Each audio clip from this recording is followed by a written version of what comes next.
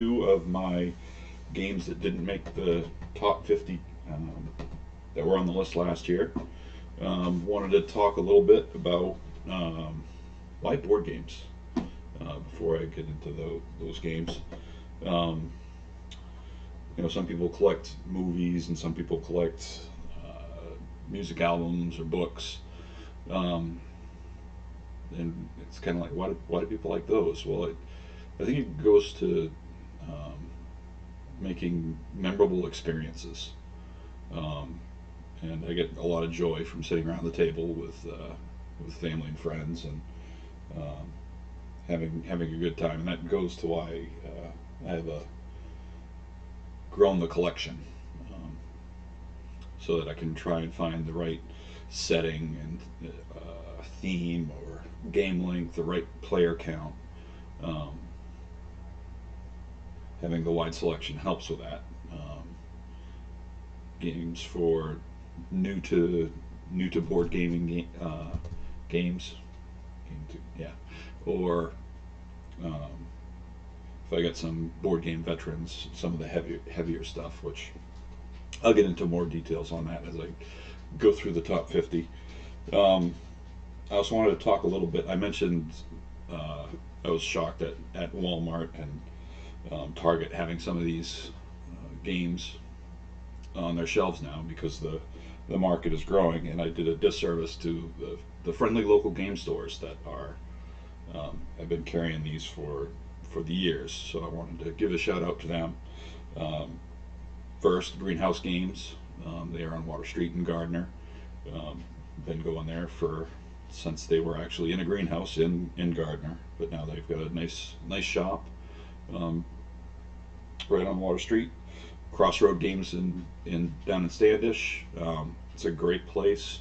They hold our 24-hour marathon down there, um, and it's more central to the game crew, the Chits and Bits crew that does the fundraising. So that's great.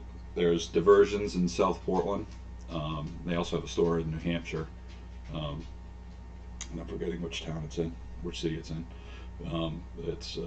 It's a beautiful place. They do also do puzzles, and they had like a 3,000 piece puzzle, which was, oh no, it was 10,000 piece. Anyway, I'm off the track. There's also Game On right in Augusta. They're in the little mall by the up by Shaw's and the fire station, the mall before you get to the big Shaw's Mall. Um, there's a strictly formal in there, or at least it used to be.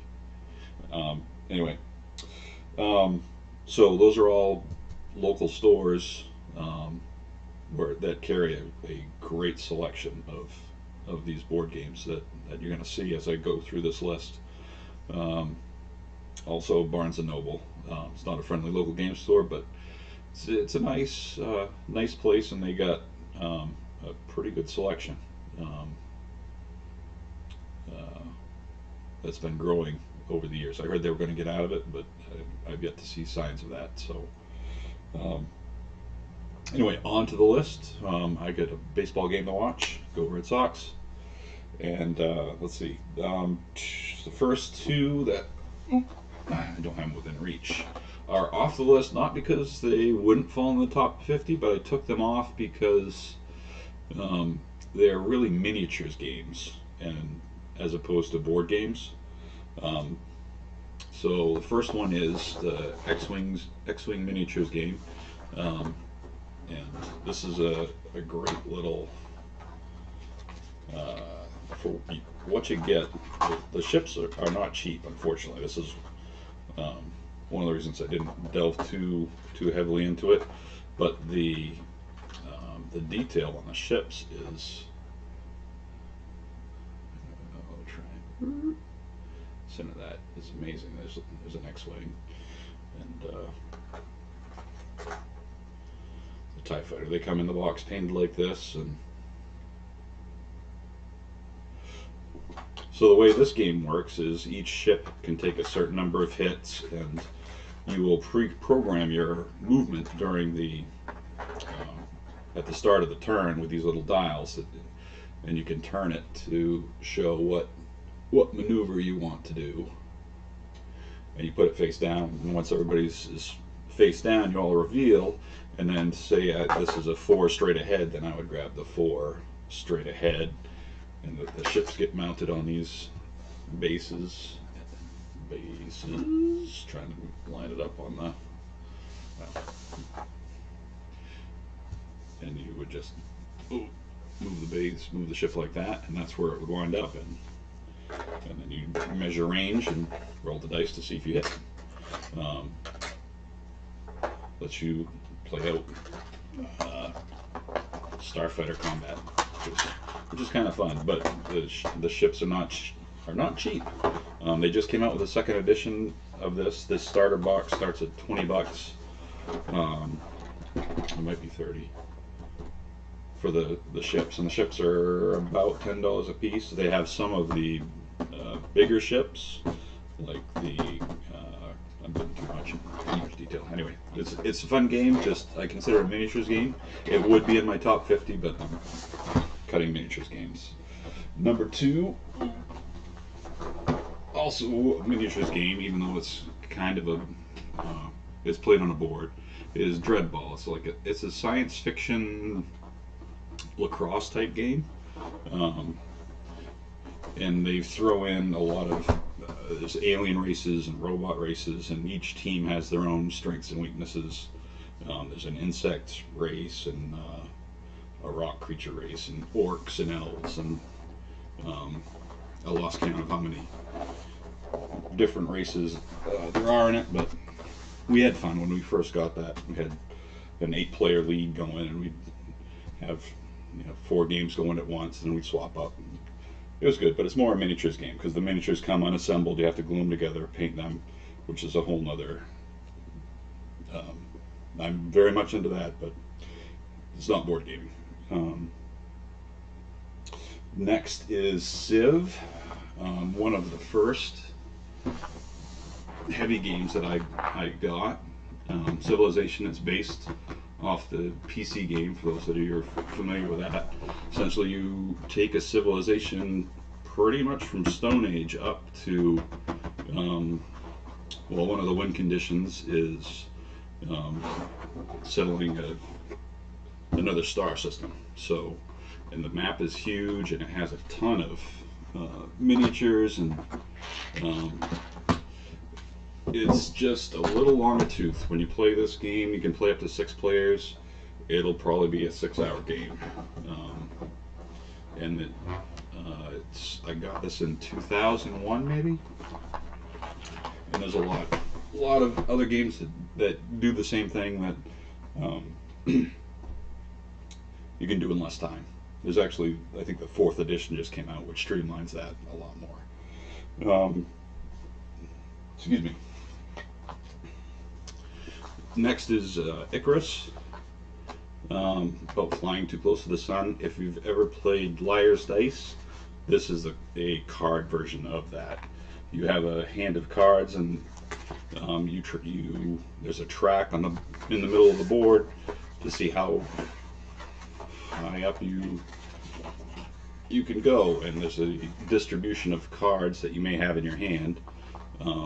Maybe a value 7 all the way to 0, and you may have multiples of the various colors. So you could say I've got a yellow 14, and then the next player could say no you don't, or they could go yellow 15, or they could change colors to a different one, and you get victory points, or no, you try not to be the loser. You get a burnt feather if you call the bluff and you're wrong.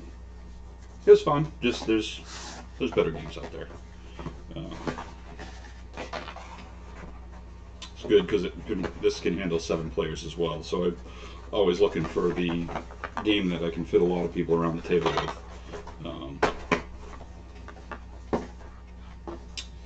Next is Blood Bowl Team Manager. This is a card version of, remember I talked about Dreadball just a little bit. Blood Bowl was the original sports miniatures game, set in a fantasy world, so there were elves and dwarves and orcs and ogres and Lord of the Rings type stuff, playing football. essentially. It's pretty brutal. Um, so this takes that system and streamlines it down to just a basic card game. It's fun, but again, there are other games out there that give the same feel, that do a little faster, a little more streamlined. Um, Thunderbirds. Some of you may be familiar with the from puppetry show from the 60s. Well, this is a board game based on that, where you are playing one of the Thunderbird people, and not the ships, but the people, and you're trying to save the world essentially. Um, it's fun. There's another game by the same designer called Pandemic, which is very popular, and it's essentially the same game. This has got the Thunderbirds theme pasted on it, and it works. It's changed enough so the ships come in handy, and you may need a different one of the Thunderbirds to go solve a problem in North America, so you'll move around the board. And just there's other cooperative games that I've gotten more fun out of, so that's why I didn't make the cut. Sheriff of Nottingham. My daughter's not going to like that. It's not in the top 50 anymore. This is one of her favorite games. This is a bluffing game. Each turn there's one sheriff, and everybody else is trying to bring stuff in their little in their bag into King John's Fair. So you get a little bag like this, and it's got a snap on it, and you can smuggle in. You can bring in goods like apples or chickens, or you could bring in some pepper, which is the red cards are the illegal cards, or some I think those are golden apples. They're apples, so they'll count as extra apples at the end of the game because you get points for whoever has the most of a certain product. But you'll sneak it into your bag. You'll put a certain number of cards in your bag, and you'll declare what's in your bag. And this is where the bluffing comes in. You can say it's 5 apples or 2 chickens, and then the sheriff has to decide if you're telling the truth or lying. And if he gives it back to you, the goods get through. But if he pops open the bag, and it makes a nice audible snap, and he checks it, if he catches you with contraband, you have to pay him. If you don't have any contraband, he has to pay you the value of the goods in there. So it's fun.